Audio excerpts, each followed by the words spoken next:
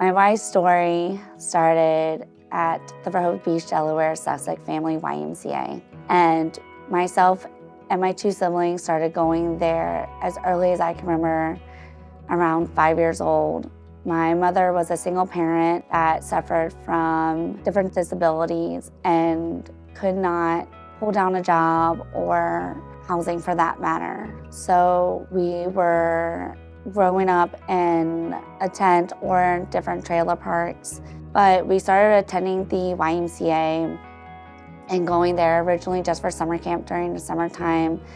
And it turned into swim lessons. It turned into before and after care. We loved it. We blossomed there.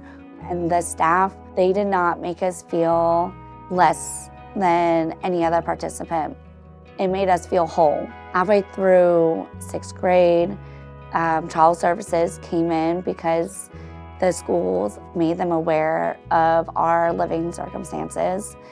And the state seized myself and my two siblings, and we were shifted from our day-to-day routine, which was heavily in the YMCA, down to Tampa, Florida. And we were asked if we wanted to continue to participate in the YMCA programs, and myself and my two siblings were elated, just so ecstatic, because we knew what that meant. We knew that there was understanding, there was grace, and there was safety there, and nothing changed. Like the heartwarming feeling that you get when you walk in, when you are greeted with a smile, like it just means the world when everything feels broken or it's unknown.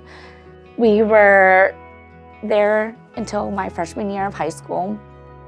My biological mom regained custody of myself and my two siblings, and we moved to Navarre, Florida, and there was a YMCA. So in high school, I started volunteering there, and when I was 16, my mom fell on hard times again.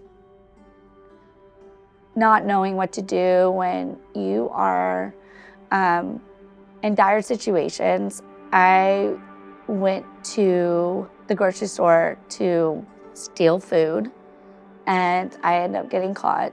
I was being charged as an adult, like felony crime, and just scared out of my mind as a child. Like what am I doing? Where am I going?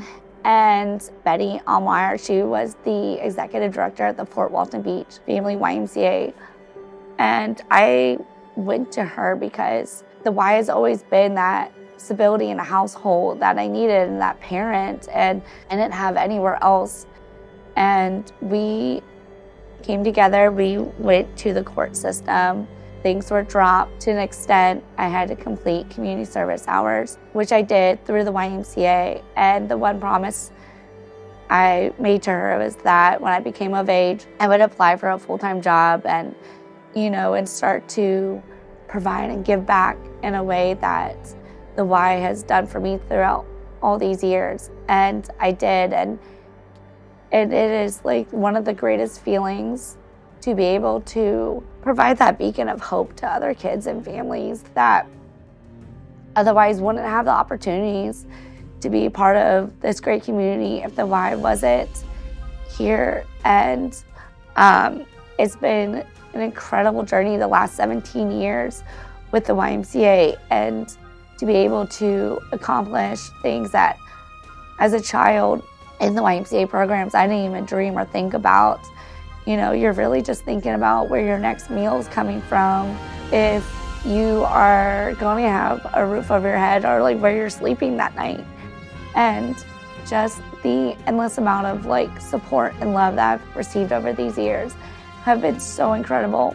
And just like last month, I was able to reach out to Betty and share with her that I have recently been promoted to an executive director, and it was just incredible just to talk to her about it and to see the transformation from this young child that seemed lost in the system to this young woman now being able to have that opportunity to give back and change lives through the YMCA.